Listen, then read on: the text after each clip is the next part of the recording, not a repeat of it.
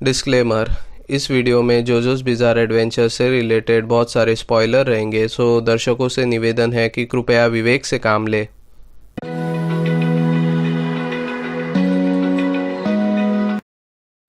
Hello what's up guys, YouTube here. और आज के इस वीडियो में हम लोग बात करने वाले हैं जोजोस बिज़ार एडवेंचर के बारे में।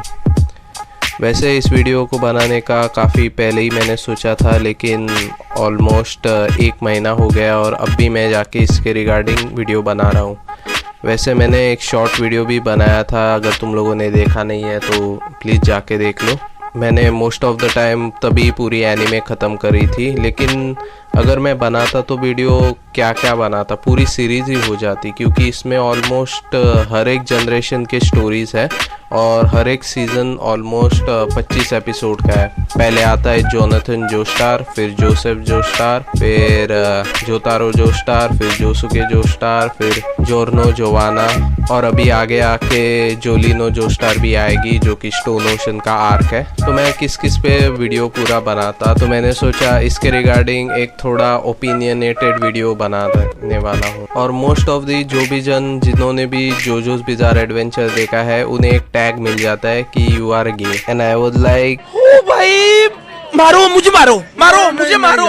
ठीक है, चलो ये भी देखते हैं। तुम लोग यूरी ऑन आइस देख सकते हो, लेकिन मैं जोजोस बिज़ार एडवेंचर नहीं देख सकता, बिकॉज अगर तुम देखोगे तो तुम गे होगे। ये तो ऐसी बात हो गई कि यार हर कोई फिर इनुयाशा देखेगा तो क्या हर कोई एनीमे कवाई गर्ल के जैसे थोड़ी ही रहेगा। ऑब्वियसली यार एनीमे है, एंजॉय कर लो, एक पर्सपेक्टिव देखो आर्टिस्ट का और फिर मूव ऑन हो जाओ। बट एनीवेज, इस वीडियो में हम लोग बात करने वाले हैं जोजोस बिज़ार एडवेंचर के बारे में।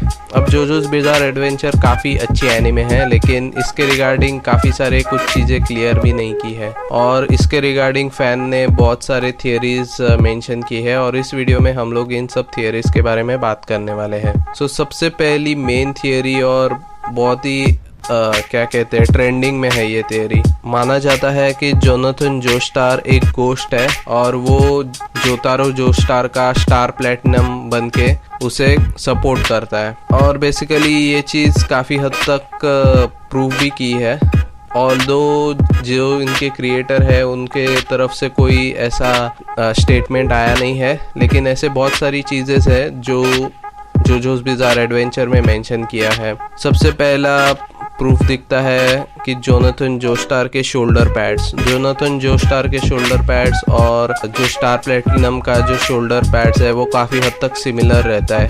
वैसे ही सेम चीज़ ग्लोव्स के मामले में भी सेम है, ग्लोव्स जैसे जोनाथन के है वैसे ही स्टार प्लेटिनम के भी है। और सबसे पहली मेन एग्जैक्ट प्रूफ, जब पहला सीजन रहता है जोजोस बिज़ार एडवेंचर का, तब उसने ये स्टेटमेंट मेंशन किया रहता है कि अगर मैं मर जाऊंगा तो मैं गोश्त बन के ही तुम्हें डिफीट करूंगा, या फिर गोश्त बन के ही तुम्हारे पीछे लगूंगा।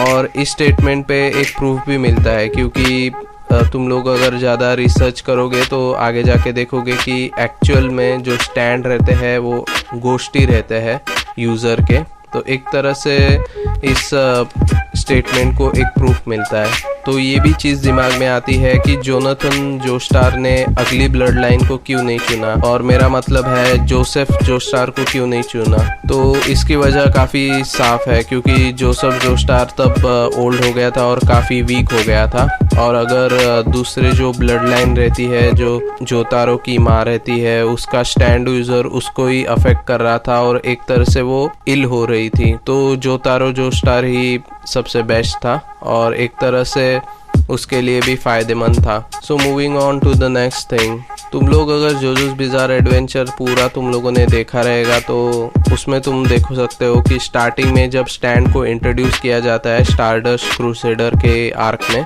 तब बहुत सारे हॉरोस्कोप और कार्ड से रिलेटेड उनको इंट्रोड्यूस किया जाता है। लेकिन जैसे ही डायमंड इज़ अनब्रेकेबल वाला आर्क आता है, तब के पूरे जितने भी स्टैंड दिखाए अजीब अजीब तरह से दिखाया गया है।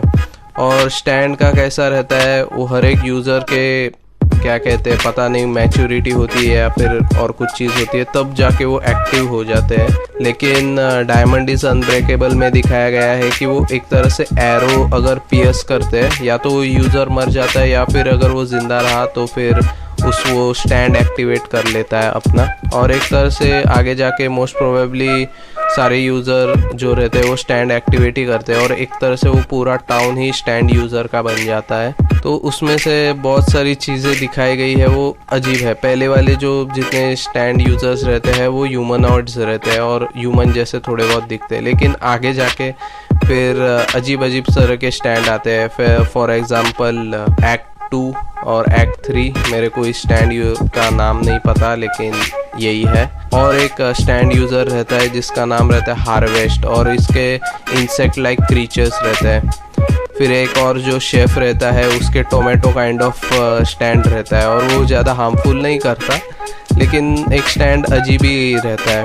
Moving on to next point, इस पूरे जोजोस बिज़ार एडवेंचर में काफ़ी सारे फ़नी सीन्स रहते थे, लेकिन सबसे बेस्ट फ़नी सीन मेरे को लगता था वो है डोपियो का इंट्रोडक्शन सबसे बेस्ट था। और डोपियो इंट्रोड्यूस कैसे होता था, बीच में उसको स्प्लिट डिसऑर्डर होता था, एक ही शरीर में 2 पर्सनैलिटीज़ रहती है और 2 पर्सनैलिटी स्विच भी भारी होती है। एक रिंगटोन आता है ऐसे,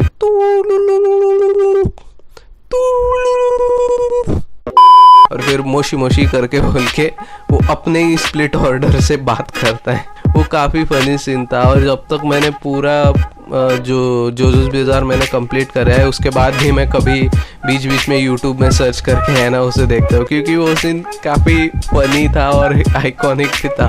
so yes, that's it for today guys. Video अच्छी लगी हो तो लाइक करना, चैनल पे नए हो तो सब्सक्राइब करना और उस बेल आइकन को दबाना, ताकि फ्यूचर में भी मेरी वीडियोस मिस ना कर सको। मैं आपसे अगली बार मिलूँगा एक नए वीडियो में, तब तक के लिए स्नूज़ी ट्यूब, चाओ।